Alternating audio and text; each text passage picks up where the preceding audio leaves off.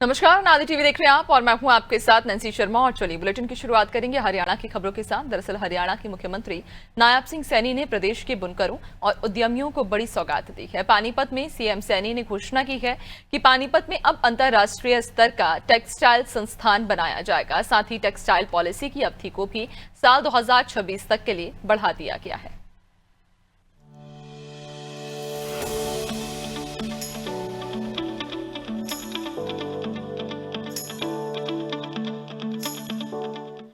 बुनकरों की नगरी पानीपत अब एक वैश्विक मानचित्र पर नई ऊंचाइयों को छूने को तैयार है।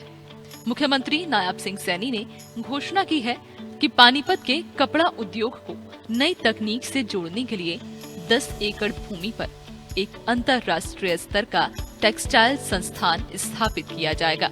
सीएम ने कहा कि पानीपत का कपड़ा उद्योग न केवल हरियाणा बल्कि पूरे भारत का गौरव है। उन्होंने कहा, विभिन्न उद्योग संगठनों की मांग पर हरियाणा आत्मनिर्भर टेक्सटाइल पॉलिसी की अवधि को 1 वर्ष के लिए बढ़ाकर 18 दिसंबर 2026 तक कर दिया है। ये सरकार का बजट नहीं, ये जनता का बजट होना चाहिए, जिनके लिए ये बजट बन रहा है। साथियों, उसी आधार के ऊपर आप सबसे सुझाव लेकर इन महत्वपूर्ण सुझावों को हम इसमें शामिल भी करें। मुझे गर्व है कि पानीपत का ये कपड़ा उद्योग हरियाणा के साथ साथ दुनिया भर में ये भारत का नाम रोशन कर रहा है। हमें इस बात का गर्व है। साथियों, पानीपत आज खाद्य प्रसंस्करण केंद्र के रूप में भी ये गति से उभर रहा है। मुख्यमंत्री ने केवल टेक्सटाइल ही नहीं बल्कि फूड प्रोसेसिंग सेक्टर पर भी जोर दिया। उन्होंने कहा कि ये सेक्टर किसानों को उनकी उपज का सही दाम दिलाने में एक मजबूत सेतु का काम कर रहा है। पीएम मोदी के 5F vision farm to fibre, fibre to factory, factory to fashion और फैशन टू फॉरेन को साकार करने के लिए हरियाणा सरकार प्रतिबद्ध है। अब पूंजीगत निवेश, सब्सिडी के लिए योग्य उद्यमियों की संख्या पर कोई सीमा नहीं होगी। तो हम सब जानते हैं कि फूड प्रोसेसिंग इंडस्ट्री पूरे प्रदेश में किसानों और उपभोक्ताओं के बीच एक मजबूत सेतु का कार्य भी ये कर रही है।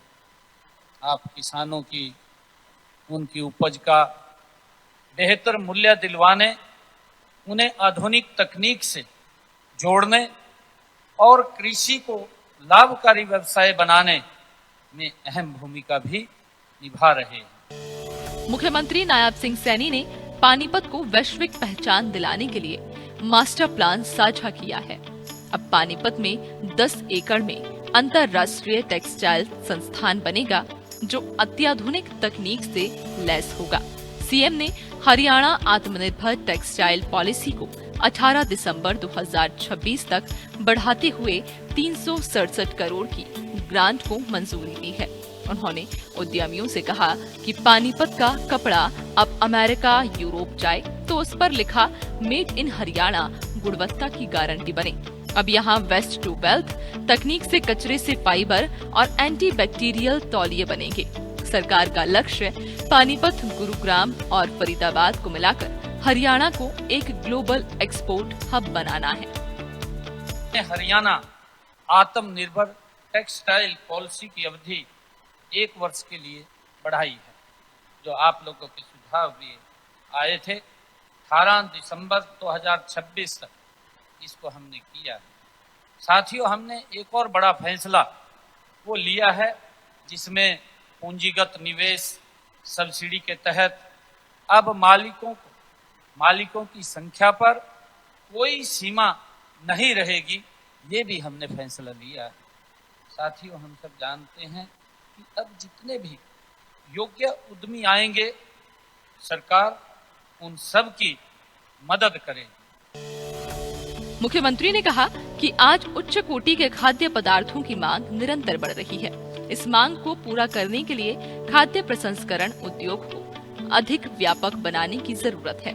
आज देश में फूड प्रोसेसिंग उद्योग बढ़कर लगभग 35 लाख करोड़ रुपए तक पहुंच गया है। जो साल 2032 तक बढ़कर लगभग 73 लाख करोड़ रुपए तक पहुंच जाएगा। उन्होंने कहा कि हरियाणा में इस इंडस्ट्री के लिए अपार संभावनाएं हैं। निवेशकों को लुभाने के लिए सरकार 25% से 50% तक की भारी सब्सिडी दे रही है। सी और डी ब्लॉक में यूनिट लगाने पर 1 करोड़ रुपए तक की मदद मिलेगी।